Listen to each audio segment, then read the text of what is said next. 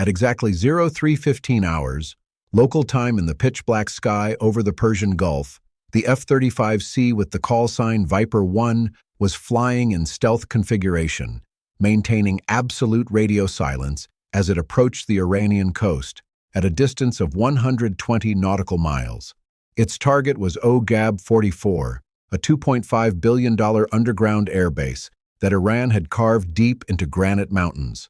Suddenly, the radar warning receiver in his helmet screamed wildly. 6 hard lock signals from the S-400 Triumph and Bavar 373 fire control radars simultaneously lit up the world's most advanced stealth fighter. This was theoretically impossible. Preliminary cyber attacks should have blinded Iran early warning systems, but the opposite was happening. And in just 90 seconds, 40 Scud-4B hypersonic missiles would leave their launchers, turning America's billion-dollar pride into scrap metal right above the Persian Gulf. However, Tehran made a fatal mistake.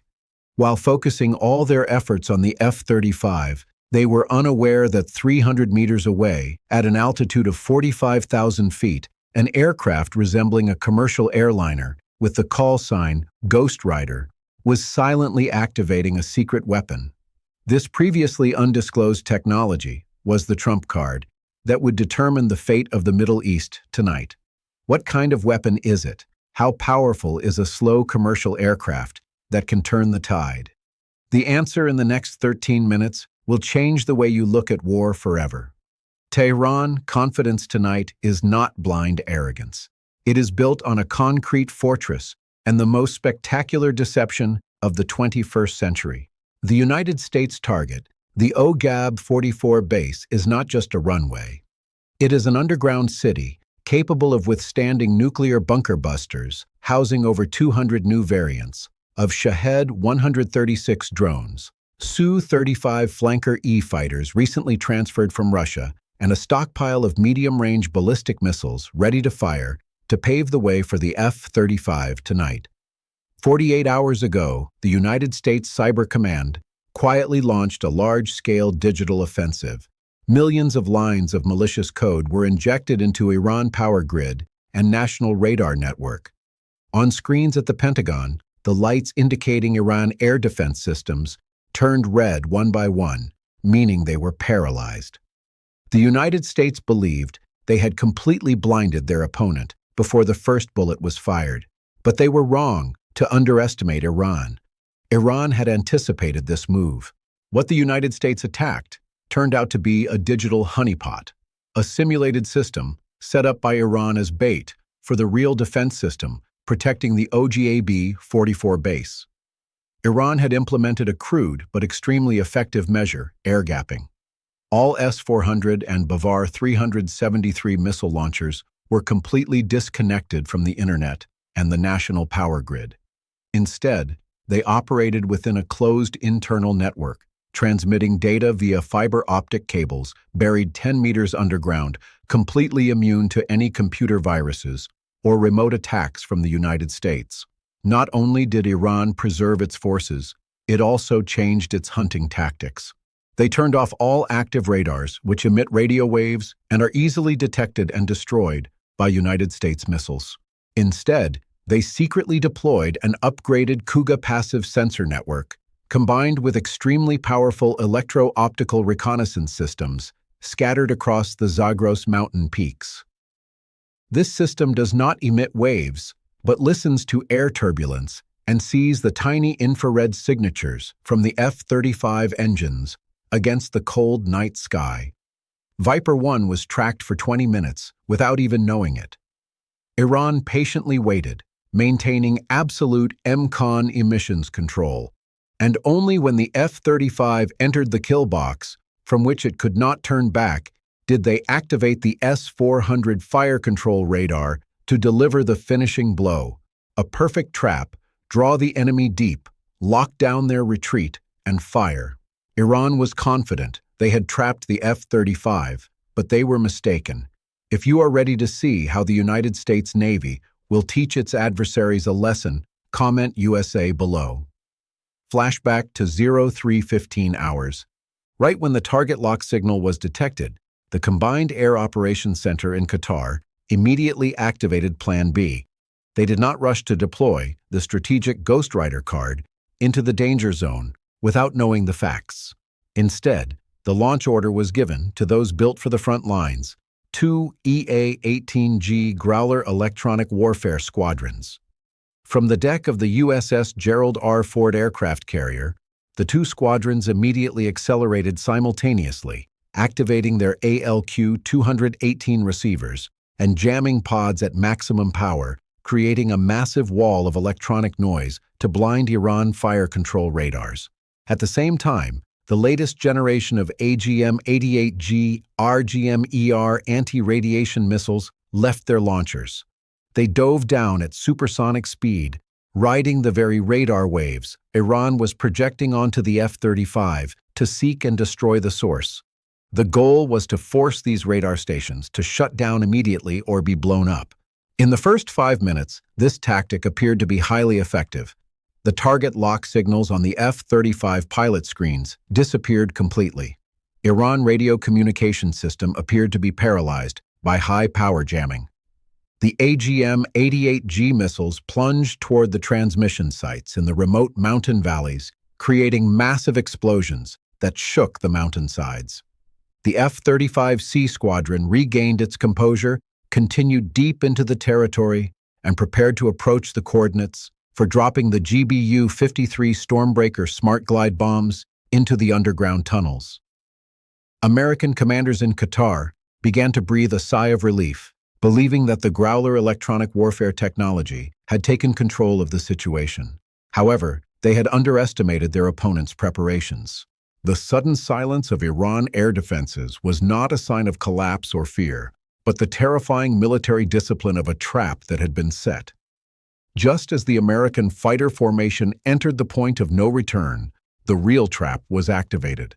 The S-400 radars that the Growler squadron had just attacked turned out to be nothing more than cheap, expendable decoy emitters. Iran Real Defense System, the domestic Bavar 373 and Khordad 15 missile complexes, remained intact and had not yet been revealed. In fact, they did not use radar for initial guidance, but instead used an electro-optical infrared observation network scattered across high mountain peaks, transmitting image data directly to an underground command center via fiber optic cable. Because they did not use radio waves to lock onto targets, the warning devices on the Growler were completely blind, and the HARM missiles had no source of emissions to seek out and destroy. Suddenly, the night sky was torn apart by dozens of streaks of fire shooting up from the mountain crevices. The Sayyad 4B interceptor missiles soared upward at Mach 6. They used inertial guidance, based on coordinates preloaded from the optical system, and only activated the active radar seeker in the final seconds before impact.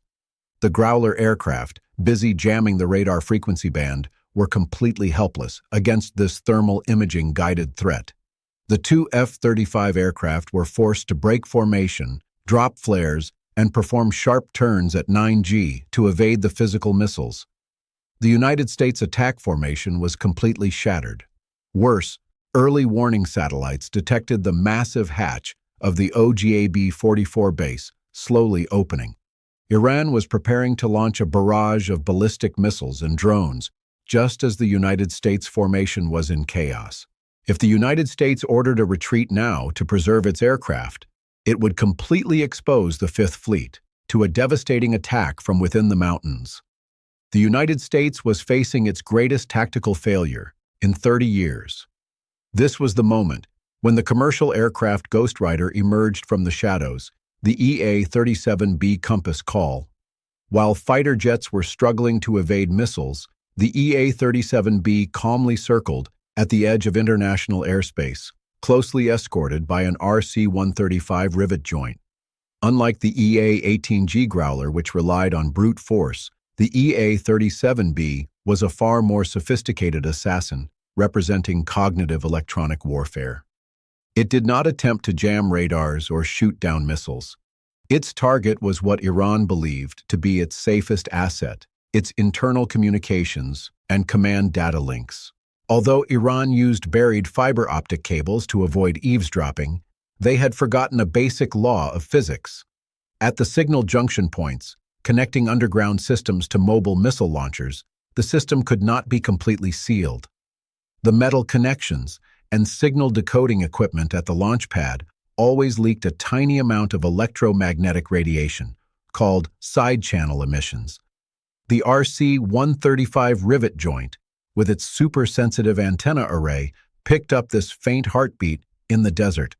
Immediately, the Sword System wide-open response design software weapon on the EA-37B sprang into action, using artificial intelligence to execute an extremely sophisticated spoofing attack.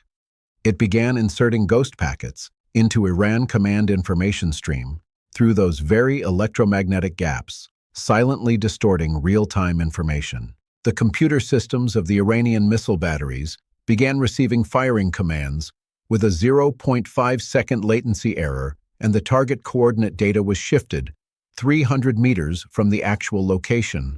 This was a perfect non-kinetic solution, using the enemy-owned command system against them. Instead of destroying the missiles, the United States was turning Iran precision guidance system blind. However, to inject malware into Iran's tightly sealed defense system, with a signal strength powerful enough to override the original signal, the EA-37B had to leave the safe zone and fly directly into the range of the long-range air defense system. The Sword transmission power required an approach distance of less than 150 miles to penetrate Iran's physical security layer. This was a life-or-death gamble. The aircraft, converted from a Gulfstream G550 commercial airframe, had no stealth capabilities, slow subsonic speed, and no physical self-defense weapons. The 7-member crew aboard the EA-37B understood they were turning themselves into easy targets in the sky. As soon as the EA-37B entered the danger zone, Iran passive radar immediately detected this unusual signal change. Iranian commanders in the OJB-44 underground bunker were stunned to realize the real danger was not the stealth F-35 aircraft, but the civilian aircraft lumbering toward them. They immediately ordered a reserve S-300 PMU-2 battery, kept secret until the last minute, to concentrate all its firepower on shooting down the EA-37B. 48 N-6E-3 missiles left their launchers, tearing through the air at Mach 6 toward the electronic reconnaissance aircraft. At the same time, the electronic warfare officer on the EA-37B activated the full power of the AESA emitter system on the side of the aircraft. They did not attempt to shoot down the missiles, but instead sent a focused electronic warfare beam directly at the data link antenna of the missiles and the ground control station, while pumping millions of fake coordinate data packets into the OJB-44 system. The race was now measured in milliseconds. Could the EA-37B hack Iran fire control system and cause the missiles to lose their target before the warhead exploded and tore the aircraft apart? When the two S-300 missiles were just 5 nautical miles away from the EA-37B, a distance impossible for a commercial aircraft to evade, a miracle occurred. The missile radar seeker suddenly suffered a severe data conflict. The target designation data from the command center completely contradicted the data from the missile onboard radar due to the EA-37B spoofing intervention. The missile safety system activated its self-destruct mechanism, suspecting it had been hijacked.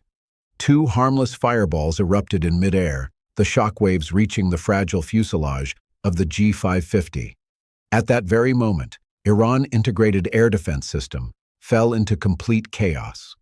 Mobile launchers received orders to self-destruct or spin aimlessly. Radars lost synchronization, and most critically, the hydraulic control software for the OJB-44 bunker doors froze due to a data conflict error just planted by the EA-37B, causing the bunker doors to jam in a half-open state. Taking advantage of these precious 120 seconds of blindness and paralysis, a squadron of F-15EX Eagle II aircraft, the true bomb trucks, approached from behind at Mach 2.5. They did not aim to destroy the bunker, too sturdy to be completely destroyed. but dropped four 5,000-pound GBU-72B bunker-busting bombs precisely into the stuck door slots and ventilation holes of the base. The horrific explosions collapsed the exits, burying dozens of Iranian aircraft and drones inside the mountain. The OGB-44 base remained intact inside, but it had become a giant concrete prison. No aircraft could take off. No drones could launch. The United States did not completely destroy the Iranian military, and Tehran still had thousands of missiles at other bases. But the strategic message was clear. The United States did not need to flatten the mountain to win. They just needed to render it useless by flipping the switch. The EA-37B Ghost Rider turned back toward Al-Udeid base at dawn, leaving behind a battlefield, eerily silent. The full-scale hot war had been averted, but a new era of electronic warfare, where lines of code were more dangerous than explosives, had only just begun. Iran's real panic was not about losing a base. It was because they realized the United States had the key to disable their nervous system at any moment.